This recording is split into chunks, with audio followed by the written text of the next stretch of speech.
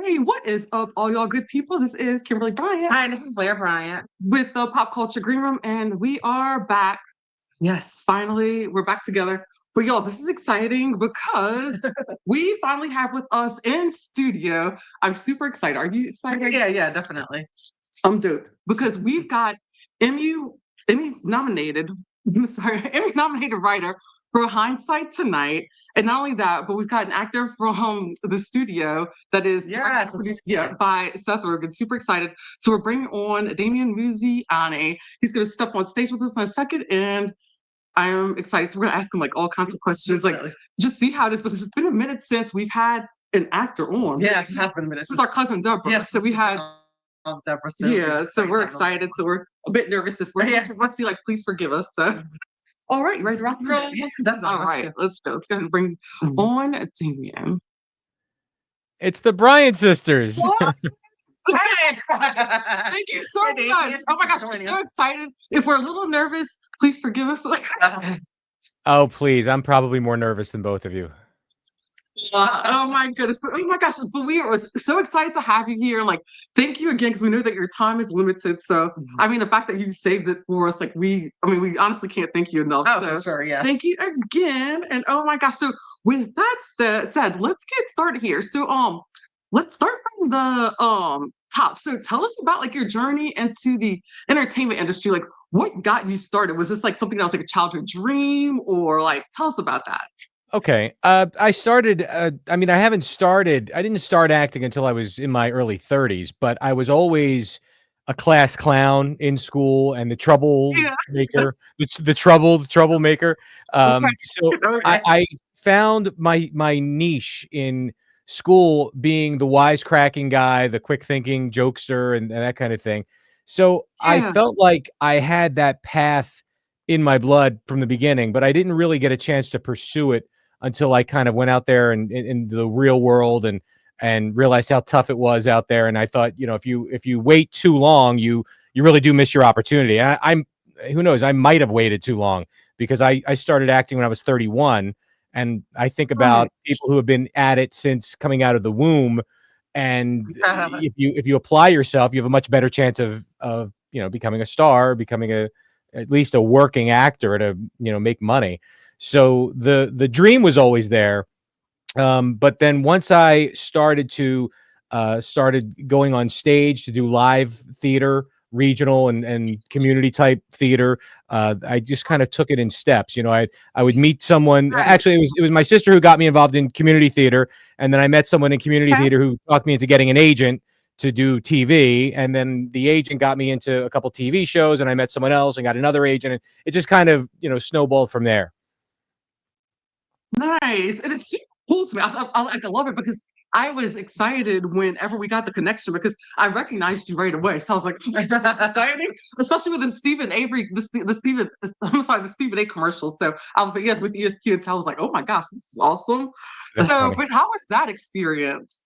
It was great. Commercials. I seem to have more success in commercials because I have kind of a commercially try now for a limited time. I have that kind of Right. commercial thing going on. But getting to work with Stephen A. Smith was great. I've always been a fan of his on ESPN, and we spent an entire day together. He was actually shooting two different commercials that day. I was only in one Was of it them. really? But I had a big role in it, so we were working a lot together. But there was a lot of downtime where I could just kind of be subtle and sit back and kind of look at Stephen A. and see what he's doing. He's answering calls. He's doing a million things at once. He's telling the director he's got to be on a plane in an hour. Right. He's leaving. You better get this take. That kind of thing. One thing I can tell you is the persona that he crafts on TV isn't shtick. I mean, that's really him. When you talk to him and you see him when there's no camera on him, he's the same way. He's very engaging, very live. I think he's Right. great. He's really taken off, and I think that's great Yeah. because it's tough to break out from an ESPN or from a sports type of mold into the mainstream. Some people can do it. But it's hard to do it and maintain a completely other career, and he's doing a great job at it. She is, and to me, because as someone who comes as like, because he did, of course, does commentary, and stepping on the stage of acting, that's to me, it's like a whole different mindset, and it's a bit of a ball game because I know for me it's been an adjustment because I did sports commentary in college as to Mhm. step on stage with acting, and it's different. It's very different. Well, let's talk about you, Kimberly. What you want to jump into the pool? I don't know if you're in the pool or if you're getting your feet wet or what, but where Yes, what are you trying to yes, do? I'm so I'm actually, yeah, I am jumping back, and I'll say back into the pool because I started off kind of as a theater kid. So in school theater, like most people did, and then took a break from it for a while. Then in college, I got back with the broadcasting, sports broadcasting, and I wanted to follow our family's footsteps because our cousins are in the entertainment industry, and they've Mhm. been working for a while. Right. Deborah Pratt and Troy and Belisario. And so they've been working for a while. So just kind of seeing them, we have another cousin that's also been working Broadway. So I was like, okay, let me get my degree. I did that bachelor's degree, was going to go to film and acting school, had a nanny job. Everything was kind of lined up. And then I had a nanny job from hell, and I was like, you know what? It's not worth it. So I just lived a nice, mundane life for a bit, and then went to California. And I was too scared to just pull the trigger then. And even after hanging out with my family out there and just kind of like seeing the ropes of Hollywood, it still kind of scared me a bit. But it wasn't until I got the confidence until about like a year ago that I was like, you know what? Let me go ahead and give it a shot. And then now, a few months ago, I'm like, let's just do it. So That's here great. we go. You never know. I mean, you have it in your blood already. So if you put yourself out there, you never know what could happen. I hope something great happens for you.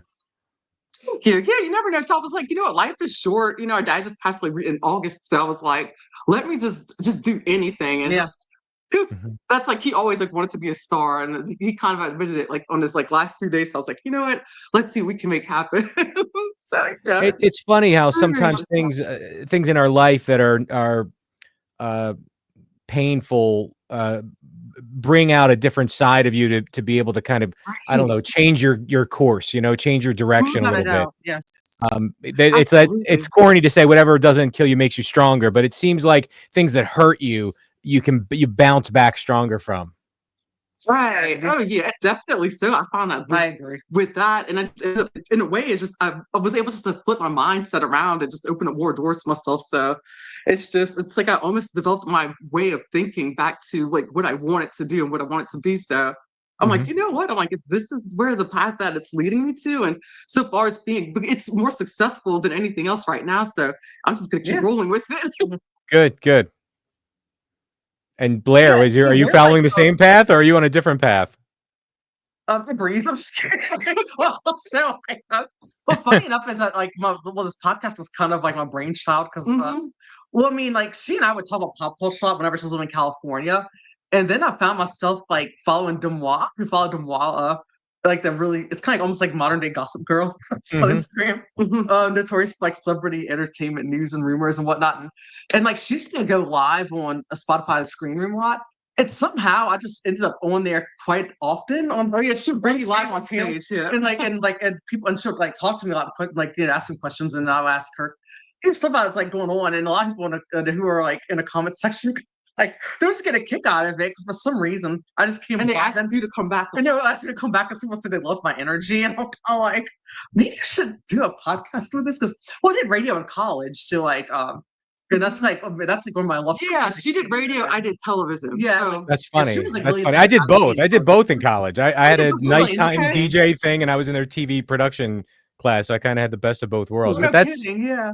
that's really cool. So you probably have some fans that found you on the chat comment section, and then now hopefully they're watching you now. They're joining, following you. I would like to think that that I was know, awesome. right?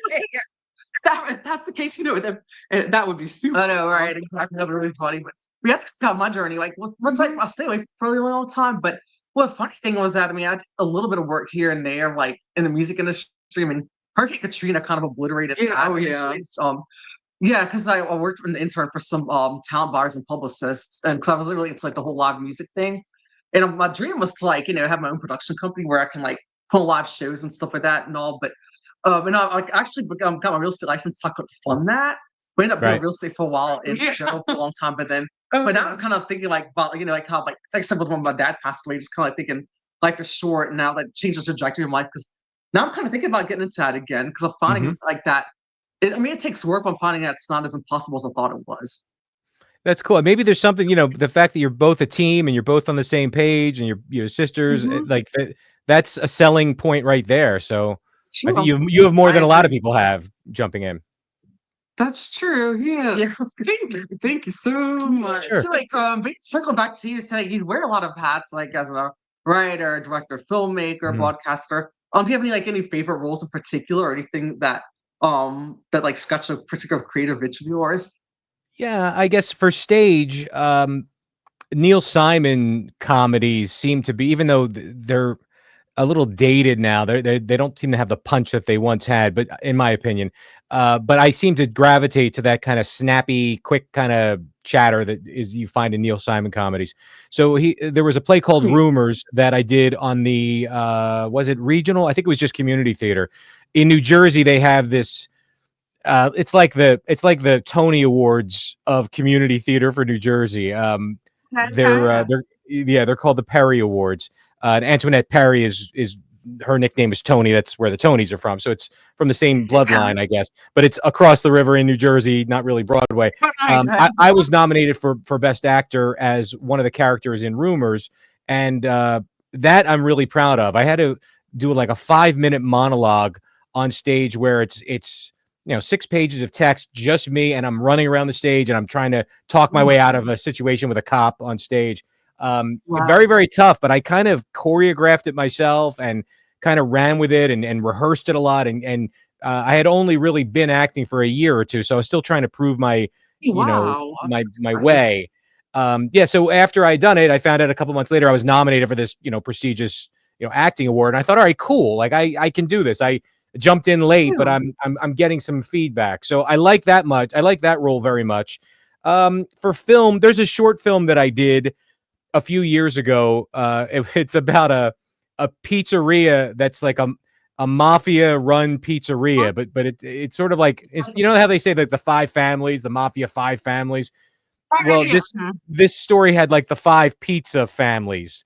So there was Oh, Angelo's Pizza nice and little Tony's twist. Pizza and Jimmy's Pizza, and All they right. were the different mob families. And I was Tony P for my pizza place, and we would try to like sabotage the other pizza companies. It was kind of fun. It was a tongue in cheek kind of funny thing, but I played it very straight as a Tony Yeah. Soprano kind of guy. And I thought that was a lot of fun. I'm kind of proud of that also because I had to kind of really go nuts and blow my top and get, go kind of like almost have a Yeah. heart attack, screaming at people, which is always fun to do when you don't, when you don't mean to yell at somebody, but it's acting. Um, Nice. so that's some of my fun stuff. There's a lot of different TV appearances that I like also. I don't really get big roles on TV. Um, I'm still Okay. trying to get with the coveted guest star role. Hopefully, I'll get it soon. Right. I've a lot of co-star roles in the past 5 or 6 years, and the studio was my most recent one, which I'm Oh, very proud of because it took me to Hollywood, it took me to L.A. to be able yeah. to shoot it, and I got to work with some real blue chip A-listers, not just actors, but other people like directors. One of the first people in the Yeah. scene with me was Parker Finn, who's the director of Smile and Smile 2, the horror movie. So talking Yeah. with him in between takes was a lot of fun because he's like, I could never do what you do, and I'm like, dude, you directed a $100 million movie. What do you mean you can't do what I do? He's like, well, I'm not an actor. So it's just kind of Right. fun to meet people that are in the same business but don't have exactly the same path as you. Yeah, that's true. Yeah, it's definitely. Yeah, that's so interesting. How did the opportunity come about with the studio? Like every you audition, Yeah. your agent submits you and you have an Mhm. opportunity to audition. Things are a little different now than they were before the pandemic. What we call the Right. old days. In the old days, Uh-huh. before Right. 5 years ago, in order to get a role like the one that I had in the studio, you'd have to first submit. First, you'd have to have somebody submit you to a breakdown for that character, and then if they like you, you Right. would make the trip to the casting director office, whether it's that's my cat behind me, sorry. Bringing you into either New York or LA or wherever the casting director is, and Mhm. you would audition, and then you'd go home and you'd wait by the phone, and if they like you, you come back in for a callback, and then depending on if it's a big role, you might have a second callback. But it's a lot of work Right. and process and going through it, and then you're still not in. They pin you, which means you're not Oh picked, wow. but they're saying don't do anything else on such and such a date. If you do, you have to let us know. It's like a first Oh, refusal type yeah. of thing. And then if you then make it past that process, then you actually get picked. So now it's a lot different. Now you don't leave your house. You're able to do a self tape from home. You send it in, Right. Yeah. That's and pretty I booked it. I booked the role off of that basically. So I was very, very lucky. But I've gotten that. That's happened for me a few times. It's great for people who don't have time to drive to New York if they live in the New York cool. area, or fricking fly to LA, or whatever. If you don't have that kind of time and you have another life and you're trying to just squeeze in an acting career, it's great for them. For Right. me, I still would drive to New York. I was very much. I'll still do it now. It's just that there was less competition 5 years ago because there were so many people that wouldn't put in the time or the effort or to do it. So it's easier now, yes, but for me it's kind of harder because now I feel like I'm up against 3 times as many actors for the role that I'm auditioning for. It's everyone will tell you it's brutal, but it really is. It's very, very hard. Right, for sure. Yeah, I know it's definitely not an easy industry. That's for sure. Like we Yeah. said, like we've got family that's been in it for a long time. So just Mhm. watching, from a distance, and then when I got to go up close and just kind of see things firsthand and Right, for sure. travel around and attend like little parties, or not little parties, but parties and events and meetings, it was just very fascinating to me because I was like, oh wow, it's like I said, it's a big world out there, and I would definitely advise anyone to give it a shot. Like Yeah. if it's their dream and they want to do it, like why not? And Yeah, but yeah, you speaking of can. which, All I would mhm, say is if you talk to a lot of established actors who have children, they will say that the last thing they want is for their child to just follow yeah, their path because it's so humiliating and debilitating and frustrating, and soul crushing in many different mhm, ways. And it's not even the process is bad, but also you're also skating along, making friendships and starting relationships with people that not everybody has the same pure heart that you would have. right, You have Right, to really, really be careful. It's one of those things where if you're a young kid and you're 16 and you're just starting out, there's some mistakes that you'll make, and there'll be some mhm, situations that you're in that you'll learn from, so that by the time you're in your 20s or 30s, you're not making those mistakes and you have a better chance. When I started, I was right. already like 31, so I was making the mistakes of a 16-year-old, but I was 31, Oh, so I I wasn't hear really getting a you. lot of the breaks that other people would get. So that makes sense. definitely, I would recommend it if it's something that's in your heart that you want to do. You will regret it if you don't do it. So you have to give it a try.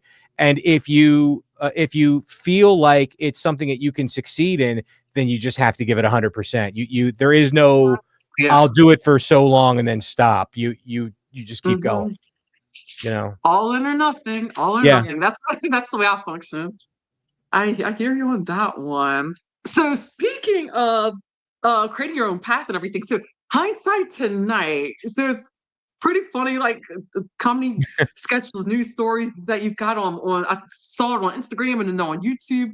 It's very interesting. So like, what made you come up with that concept and the format? And it's highly entertaining. Thank you very much for saying that. I appreciate it. It was something that was just sort of like a lark at first, and then it turned into Mhm. a little bit of a habit, like a hobby kind of thing. And now Yeah, it's kind of like a chain around me. I'm kind of yeah. I was running it, and now it's kind of running me. Running Um, you.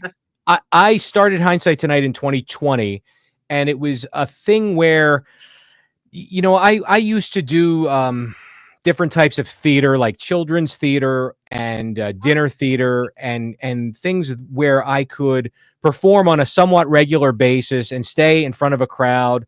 I have this fear of getting rusty. I have this fear that if I don't Mhm. work on my craft, then I kind of lose it.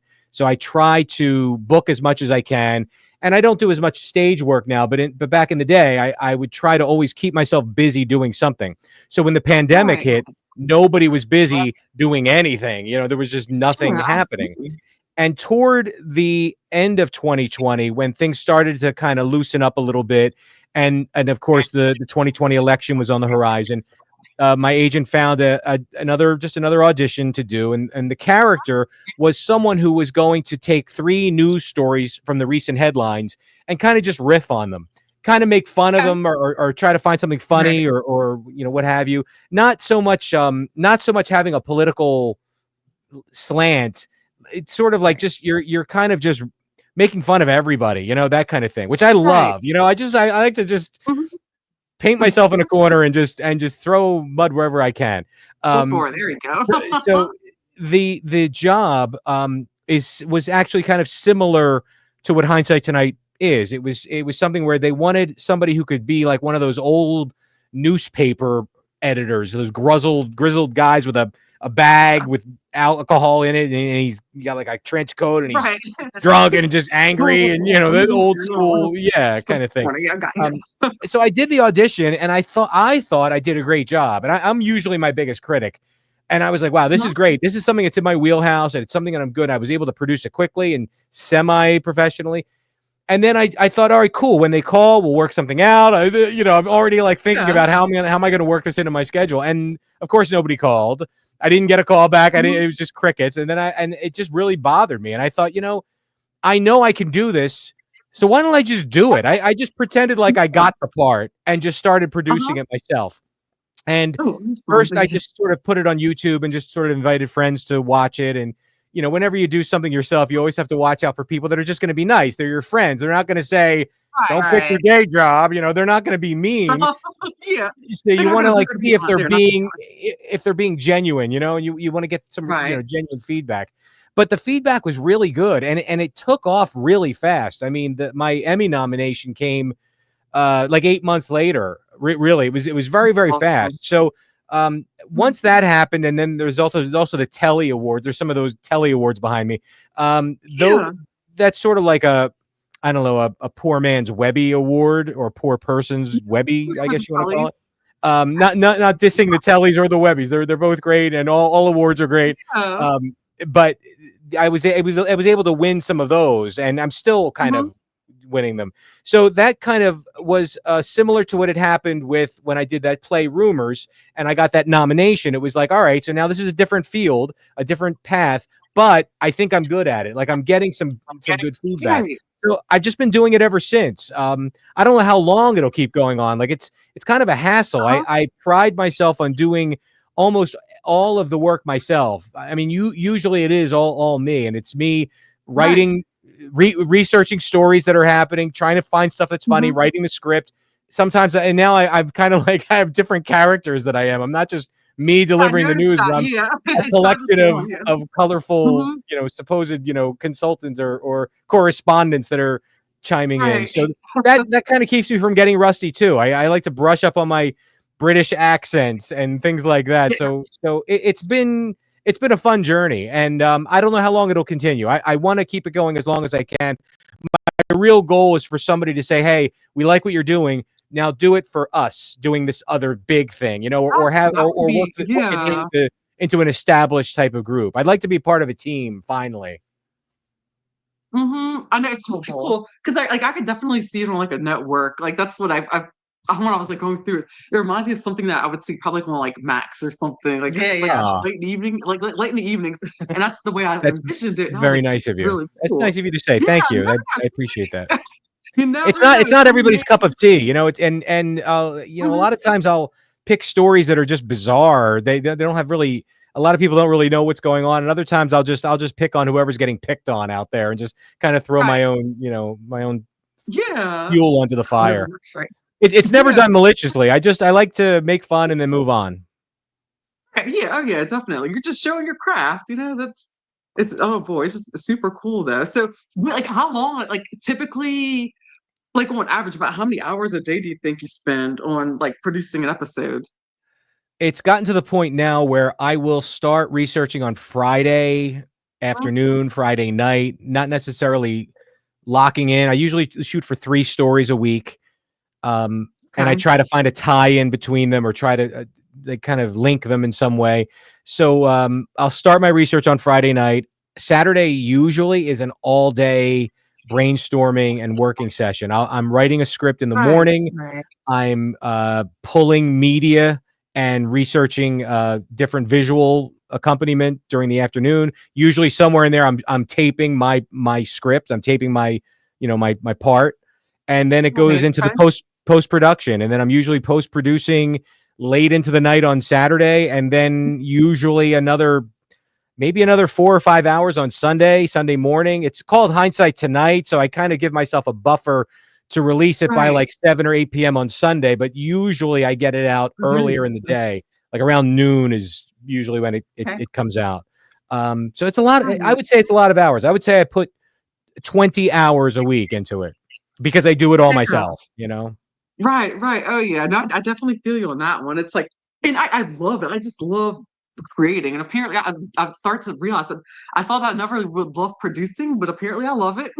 There you go. It's just being able to have like that creativity like in the palm of my hands and control is it's a lot of fun. It's definitely fun. But I just really hope that that more people, somebody's gonna see that because it's just really creative. And Blair and I, we spent time the other night, just like having candy, like a bunch of sour Patch Kids, and just like watching little episodes. Yeah. It was Oh really my cool. goodness. I don't know whether to feel bad for you or thank you. Thank you for watching it. We were Um, entertained. We were entertained, so don't feel bad at all. It was fun. cool. Cool. Oh my, yeah, it was a whole lot of fun. So like, okay, so on the set of the studio, I Mhm. know that Seth Rogen, he's like known for being like very like laid back and everything, but like kind of but also very intense and creative like on set. So how was it like being around him and like working and observing his working style? Yeah, I mean, I I mean, there's a lot of people who are jealous of Seth Rogen, and I'm probably one of them because, they always say whatever field you start off in the entertainment industry, like if you're an actor, they say, well, what I would really like to do is direct, and then you become a director, and then they say, I really want to be a producer, and then you start to produce. He's really been able to do everything that he's set out to achieve, I think. But that Mm, said, he's also a very, very big proponent of the marijuana movement, and he's been a yeah, big proponent even before it became like no big deal to get high. When it was like right. Or actually the Yeah. you could go to jail if you had a joint on you, that kind of thing. He was still a yeah. big proponent even back then. So and I don't know. I'm just gonna go out on a limb here and I'm gonna say, yeah, I've been high before. I can't write or produce or direct or operate a vehicle. So to All me, right. I'm like, wow, Seth Rogen gets high and does this stuff at the same time. There isn't like it's 5 p.m. somewhere with him. It's just what he does. That's his thing. So I'm more impressed by the fact that he can balance being a daily marijuana user and keeping your focus and coming up with creative stuff and being able to still be such an icon. And he's got such Yeah. impact in the industry. Um, Yeah, bowls and stuff. It sounds like he's got his own strand. It sounds like he's got a good strand of his formula down. So he might have like a good like sativa or maybe a hybrid. I don't know. I'm yeah, curious now. Like yeah, a yeah. lot of Well, them made his own like collection of bowls and like Did he? Oh, yeah, and like and also like kind of pottery and like different things that I was taught in that. It was really funny and like yeah. I and mean, yeah, he there would was be. yeah, for The only guy who can outsmoke him is Snoop Dogg. I think at this point. Um, probably. that would be like a octagon battle between those two. But nobody else I think Right. can hold a candle to him or hold a torch to him That's or so whatever you use to light up. that's hysterical. Yeah, so like so I decide like between like which stories become headlines or like make it to your show each week and like do you ever find it tough to like balance like the humor with the heavier topics that you come across? Um, so I'm sorry, like you're asking me if I when you say balancing the heavier topics, are you saying like how do I find funny stuff and stuff that's not funny or Yeah, I guess whatever kind of like like usually to cover or like or do you have like any kind of way to balance it out to where it's kind of like sometimes well it's because like it's kind of hard to transition sometimes from like a heavier topic to a lighter one. It is. Um It is. So, like, the heaviest topic, especially nowadays, has gotta be politics, and, yeah. the thing is I don't prescribe to any political party, and I kinda just, I don't know, I try to spread it around. I try to just sort of, like, spread Right. my opinion all over the place, but nonetheless, I'm accused by both sides of being friendly with the other side, so it's Yeah, like there's that a no-win happens. situation, Mhm. and then when I spread it around, there's people going, "Oh, that's real smart. you're ripping both parties. Good luck with that.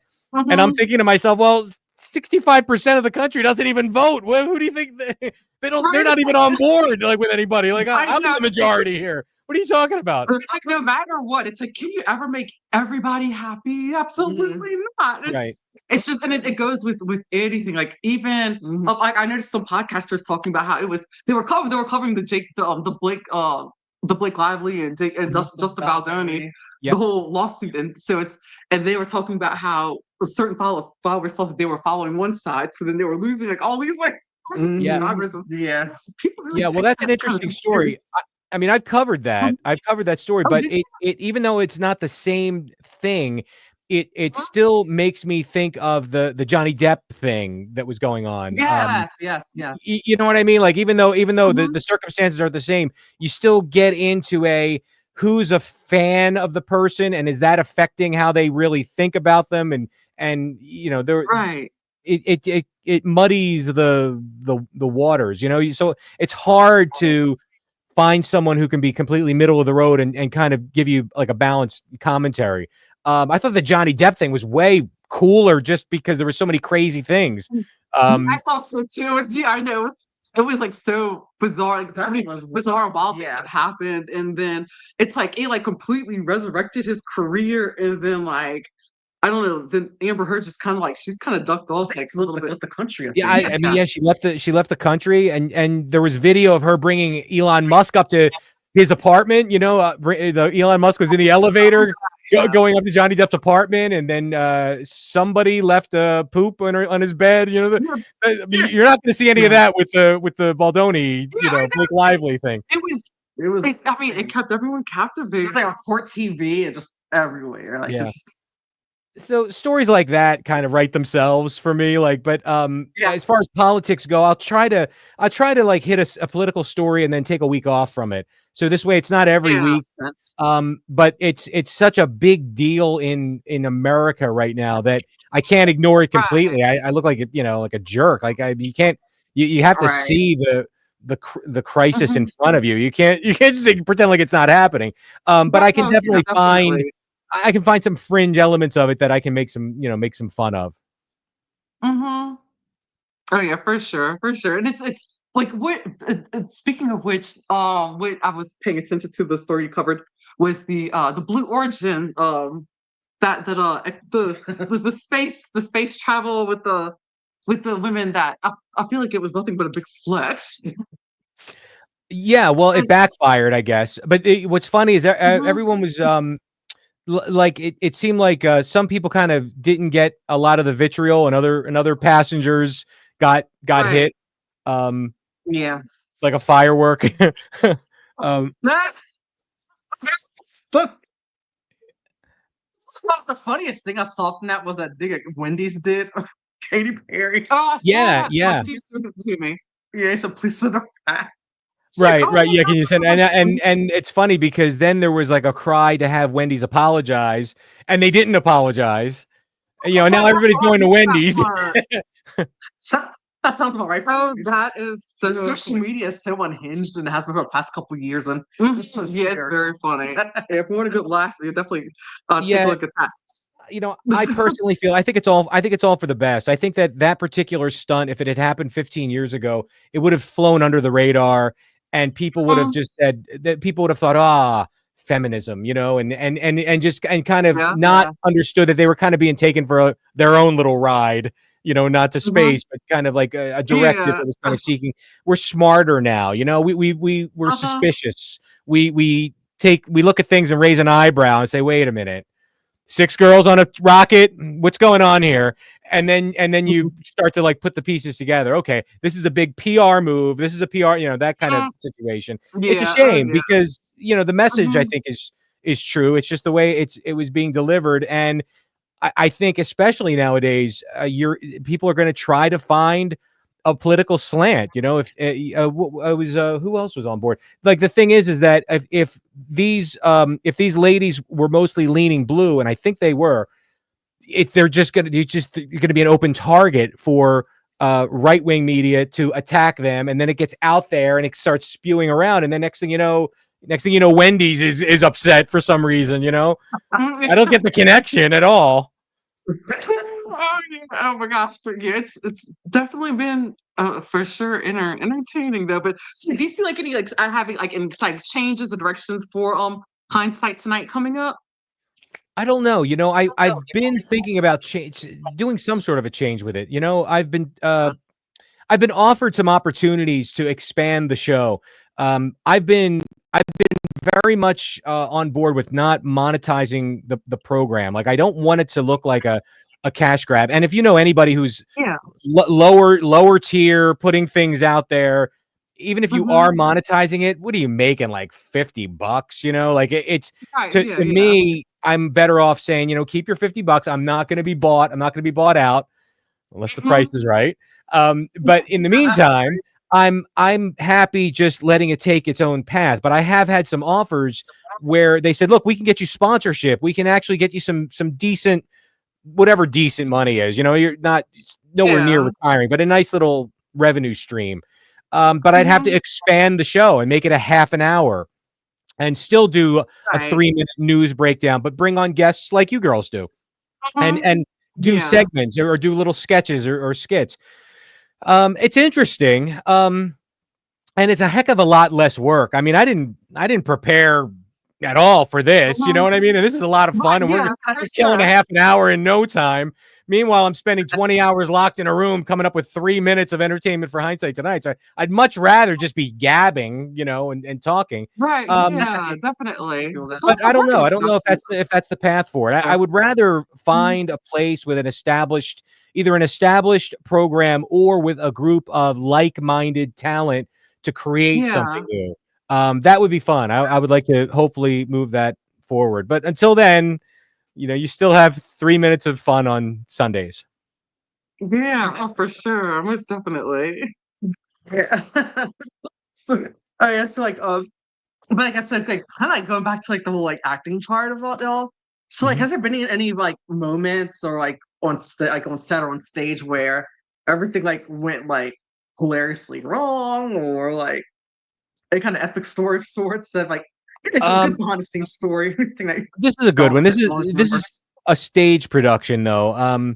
So I uh I live in New Jersey, and a friend of mine who I had acted with on stage was doing a production. It was an original production, and it took place in the middle of the state, somewhere near New Brunswick. And he was in rehearsals, and it was what was the name of the play? It was called Twist of Faith, and it was kind of a story about how God and the devil visit this average American family, and they're both kind of like influencing them behind the scenes. It's like a little battle between God and the devil, using the family as kind of like puppets. So Right. he got the part of God, and he was in rehearsals, and whoever they cast to play the devil dropped out or left the state or was gone. And so they needed a quick replacement, somebody who could learn lines quickly and whatever. So he told the director, I have this friend who might be good for the devil. And the guy said, what's his name? And he goes, Damian. And he goes, he's perfect. Bring him in. I'm like, great. That is so funny. So I auditioned, I went there, but I was able to, I'm good to just kind of plug in and do it. I had to learn a lot of dialogue in a quick period of time. Now, how things went wrong was because I joined the production with only 2 weeks to go before we opened. I wasn't exactly, I mean, I had all my lines memorized, but there was a part of the play. It's a 2-act play. And at the beginning of act 2, God kind of comes out by himself on the stage and he has like a monologue. And then at the end of the Mhm. monologue, the devil shows up out of the kitchen or something and Yeah. says, "Oh, I'll tell you something," and then they have their little interaction, and then the family kind of comes back out. So one of the days of the run, I'm backstage, and I was kind of just zoned out. It was intermission, and I'm just kind of relaxing, and I'm chilling, and my friend goes out there. I'm like, "Hey, break a leg," he's out there doing his second beginning monologue, and I just Mhm. kind of zoned out. I'm backstage, and I just lost track of everything, and so I'm sitting Oh, there, and then I hear like these hurried footsteps coming up the backstage hall, and uh-huh. one of the stage manager, assistant stage managers, pops in, and they're like, you're supposed to be on stage. You're supposed to be on stage." And I was like, "Oh no." So I had to then run around the back of the stage, and people in the audience can hear me running like to get to where I have to go. And I kind of just Wow. popped in, and the and the guy who Oh plays my God, gosh. my friend, is just he's on stage by himself and in front of an Um, audience, and he's just glaring at Oh me. gosh. And I just improvised the line. I was like, "Sorry, I'm late. The traffic was murder." and then I and then I just went into my piece. So yeah, afterwards, I kind of blew it off and all that. I know everybody was pissed off at me because you know right. you can't let your castmates down. But because I had joined Mhm, the cast so late before the show opened, mhm. they kind of gave me a pass. So afterwards, we're hanging out. I'm asking my friend, "So how late was I?" And he said, "Dude, I was out there for 5 minutes just vamping, waiting for you." He was Oh my out of gosh. lines to say. I said, "So what did Oh you do?" He said, "Well, my first I gosh. prayed." He said he prayed. And I was like, "You're God. Who are you praying to?" That's so funny. That I was love it. I could laugh about it Oh, now, but I was mortified when it happened. I felt so bad. oh my gosh. And it's just I sometimes that happens. I'll just kinda lose a pop a gasket somewhere and not pay attention, but I think I would have been okay if I was in the production from the beginning. It was sort of I was a Sense. last minute addition. I didn't get a chance to build up a routine, if that's a excuse. So, Yeah. Oh my gosh. That is fascinating. Oh my Mhm. goodness. Oh boy. So one question I've got for you. So if you could give your younger self like one piece of advice, what would that be? depends on how young, Kimberly, because, Okay. All right. um So Yeah. let's say 25. I think 25 is young enough. okay, And that's uh, when you started. Lupus develops. It's a good one. Yeah, I would say yeah, because 25 your frontal lobe's developing is before you actually started. So yeah, if I could tell a younger self of 25 what to do, I would tell him to immediately go to one of the local theaters and find out what they're doing on stage, and no matter what it is, just audition. Just get out there and do it. If it's a musical, it's not that expensive to take a singing lesson or two. You don't, mhm, especially for community theater, you certainly don't have to have perfect pitch. You don't have to even be a singer, really. I mean, I played right. Pseudolus in A Funny Thing Happened on the Way to the Forum twice, and I played Okay. Marcellus Washburn in The Music Man, and Charlie in Annie Get Your Gun. I've definitely sung. I've had solo songs. I'm not a singer, but I took some lessons and got myself where if there is rolling of the eyes, there's slight rolling of the eyes in the audience. It's not that bad. The idea is that as long as you can carry a tune, then you just tripled the number of things that you can do on stage. Plays are great, Yeah. but you need to do both. You kind of really need to get yourself out there. You need to move a little bit. I didn't take dance lessons per se, but I would get someone who was one of the choreographers to kind of work with me for 10 minutes or 15 minutes here and there. And, okay, so that's a box step. Okay, that's a grapevine. Okay, and just kind Right. of learn how to do some things so that you can kind of just get by. I would tell my 25-year-old Right. year old self, do that now. Don't wait 6 more years. Do it now. Awesome. Oh my gosh, Yeah. I love it. So where can anyone find you and find your work? Can you like go ahead and like leave us your information and I'll also leave it in the comment in our The description links, yeah. section and our links also on YouTube and in our socials as well. Awesome. Yeah, that would be great. Hopefully, some of your viewers will give Hindsight Tonight a chance, and maybe we'll tickle a funny bone or two. For sure. Yeah. That would be awesome. All right. Okay, so we'll go ahead and get this wrapped up. Thank you so much Thank for you for joining us. Yes, thank you so much, Damian. This was awesome. Like This this is fun. oh my god, I had a blast. And yes, Great. my nerves they fizzled down a little bit. So yeah, we really enjoyed it. Like I mean, like I said, you gave us plenty of time and more time than we were supposed to. I don't know, you're super busy. So but thank you so much again, and you have a great evening. And y'all don't forget to Thank you. like, follow, subscribe, check out Hindsight Tonight. Yes. And yeah, and don't forget to follow us. Got Damian Muziani and Blair Bryant with me, my co-host. Yes. We are with the Pop Culture Green Room. Y'all have a good night. Bye. Bye.